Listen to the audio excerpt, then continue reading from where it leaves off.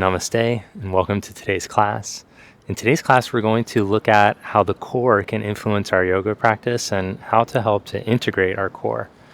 So we shouldn't think of our core just as six-pack muscles. Instead, we want to think about this whole corset from the back all the way around to support us.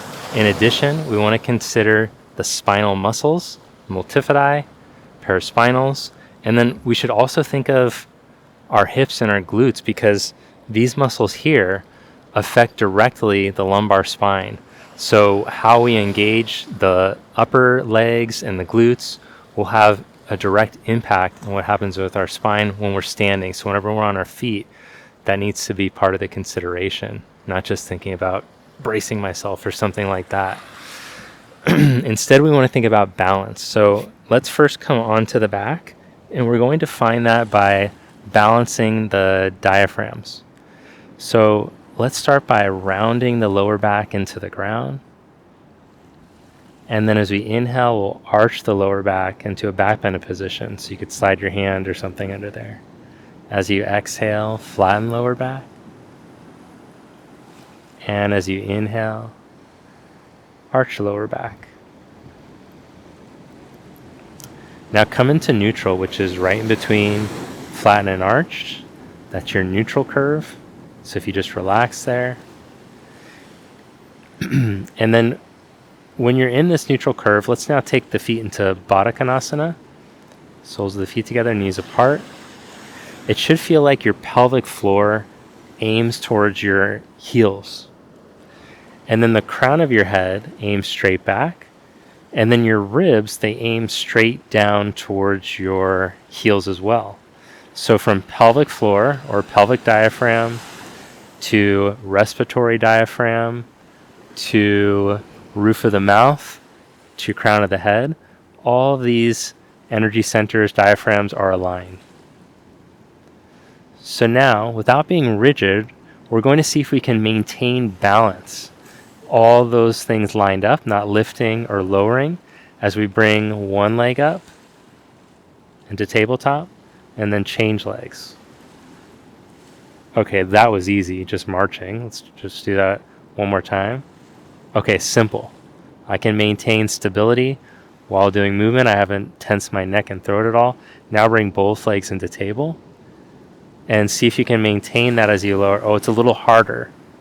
So there does need to be some stability here from the center, but we keep the spine long. We're just going to keep lowering and lifting one leg and the other. Don't tense from your throat. Don't lock down in your shoulders. See if you can feel more stability here, keeping the rib cage and pelvis in balance. Now let's make it even more challenging. Take the arms up, and as you lower the right knee, could you take the left arm back? And just feel you're having to work different muscles to maintain this, but try not to be rigid as you do it. Find a sense of ease at the same time. Change sides.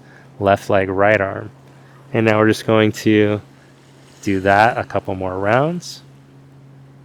Get the sensation of stability.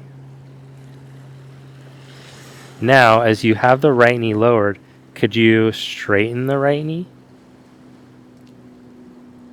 And then come back. Lower left and see if you could straighten. That's going to put more load. It'll be more challenging on the core muscles to hold everything. Good. Now let's go right to the straightened position as you take the arm back. Change sides. And let's just keep this going for 30 seconds. This is one of my favorite core exercises. It's teaching us the stability while we find mobility through the hip and the shoulder. It's teaching us how to use the hips, the core, the spinal muscles while doing movement. Good. Now hug the knees in and roll up. Come on to the hands and the knees. Now we're going to see if we can do it on the hands and the knees, but let's go through a range of motion of the spine here. So round through the spine as you exhale. And as you inhale, come into extension. One more time. Mobilizing the spine, round as you exhale. Inhale. Now come to neutral. Take your right arm forward. Reach your left leg back. Now everything's going to want to sink in your middle, so really plug that up. When you're on your back, everything wanted to lift away from the ground. It still wants to move, but in opposite direction now because we're on the hands and the knees. So keep your middle plugged up as you stretch and reach. And then bend elbow, knee towards each other and reach back out. 2 more times. So you're practicing balance and stability here. A little bit more challenge. Change sides. Find neutral again. You're not rounded. You're not sinking. Take left arm forward, right leg back. And then pull in and reach out.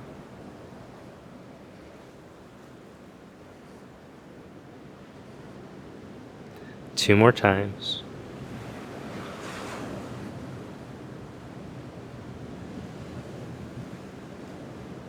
Good job. Stretch to down dog. Step feet forward. Hands to hips. Come up to stand. Now the most challenging, can we do it standing and balancing on one leg? Shift your weight into your left foot, heel, big toe, little toe mound, bring the right knee up. Arms forward. See if you can take left arm up, right arm up. Instead of letting the middle sink forward, keep your middle plugged in. Lower the knee and the arms. Shift into your right foot. Bring left knee up. See if you can take right arm up, left arm up, keeping middle plugged in. Good job. Arms back down, leg back down, fold forward. Hands down, step back, plank position. Good. Now from plank pose, if your wrists are starting to feel tired, you could also do this on the elbows. Press the forearms down, hollow out your middle, tuck buttocks, and then see if you can keep everything turned on. Now we're actually encouraging a more rounded position, a tuck position, a hollow body type plank position.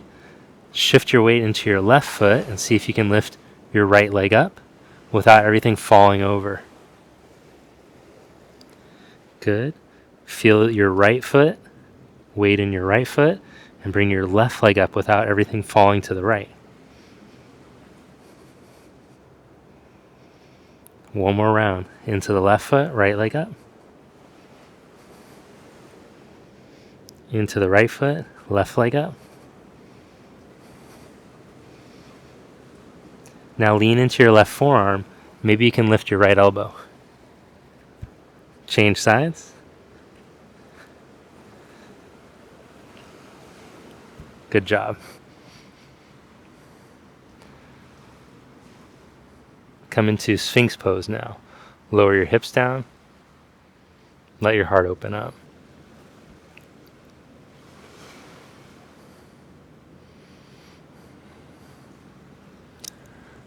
Round 2, here we go. Forearms down, tuck the buttocks. Now if that was starting to feel like, dang, that was too challenging, just keep your knees down.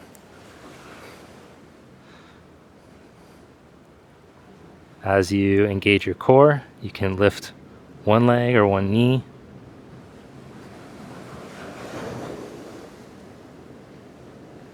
Change sides. Still hard with the knees down, dang.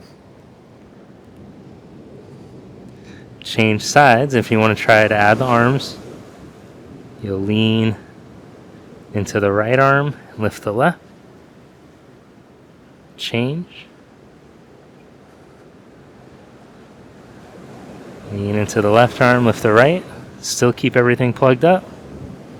And release. Sphinx pose. If it feels like it's compressing your lower back too much, take your elbows more forward.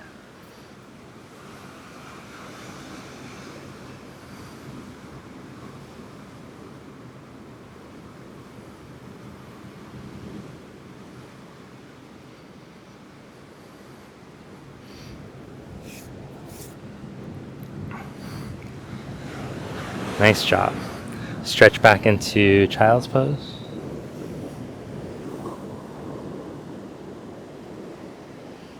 Downward facing dog.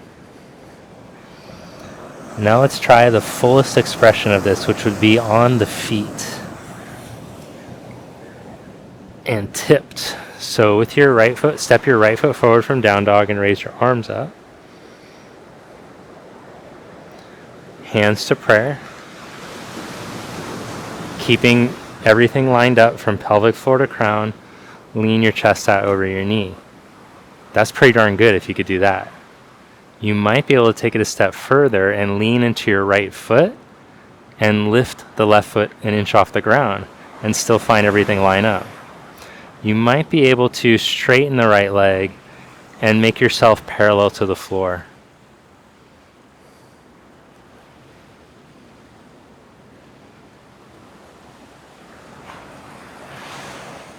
Then step back.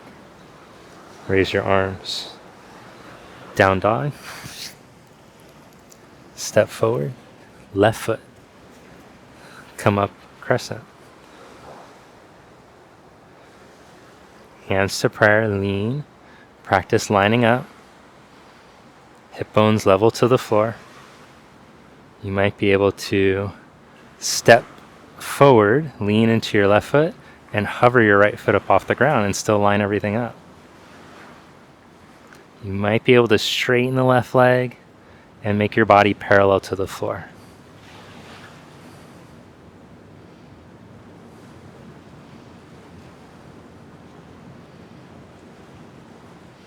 Step back into crescent. Hands down. Down dog.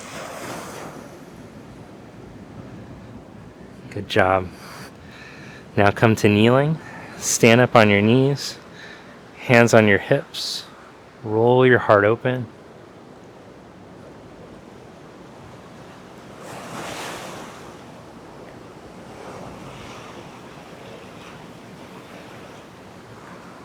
Come back to neutral. Practice with the toes curled under, sitting the hips back to the heels. You might be able to do it with the hands down, hands on knees, or you might be able to sit up.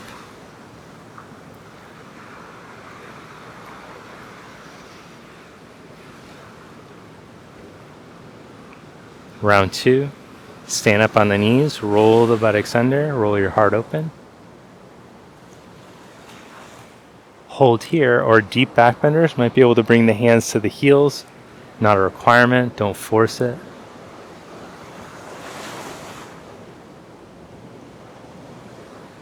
Come back up, sit back.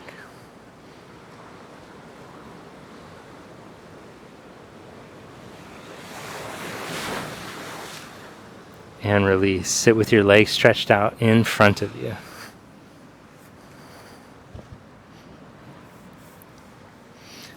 Hug your left knee into your chest and cross your ankle to the outside of your right knee.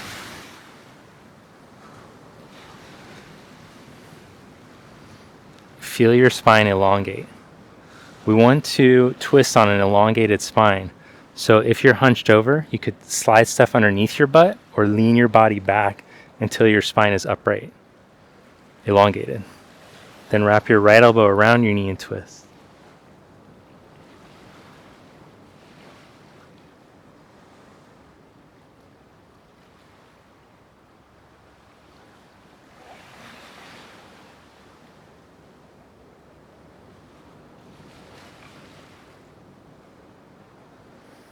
Beautiful. Release that and change legs. So this class was a little bit more learning focused. There was a lot of talking, but hopefully you learned something. If you feel like you did, let me know in the comments if you appreciated it. I want to sprinkle that in so it doesn't feel overwhelming the amount of educational classes versus just flowy classes. Wrap your elbow around and twist.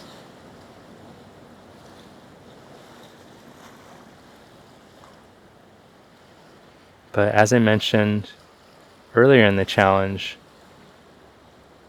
by training our awareness of the outside, it will help us to become more in tune with the inner.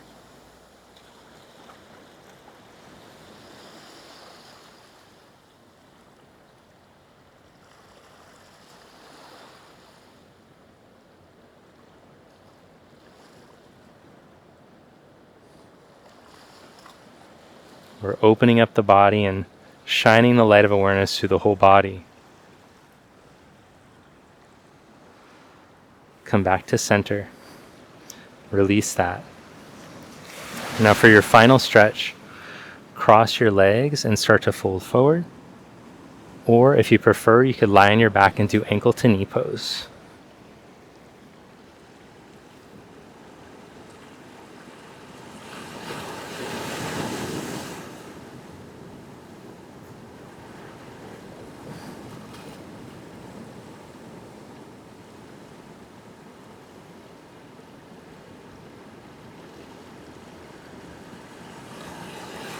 Release, change the cross.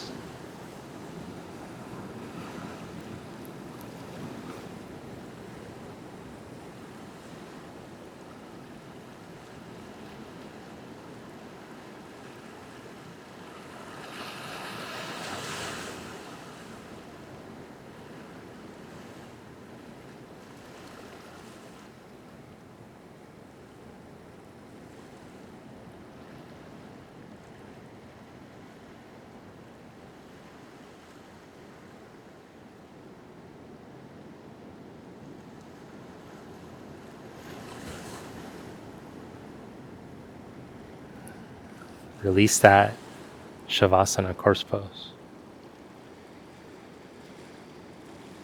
Take a deep breath in through your nose, fill up your lungs, and let it all the way out. Just let go now, relax.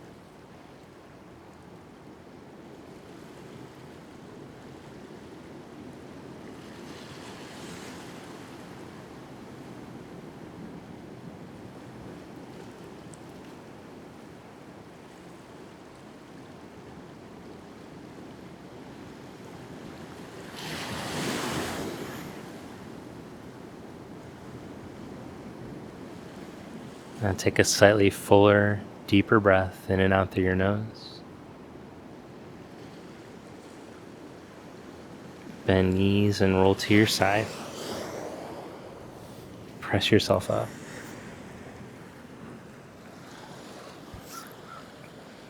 Thank you. Namaste.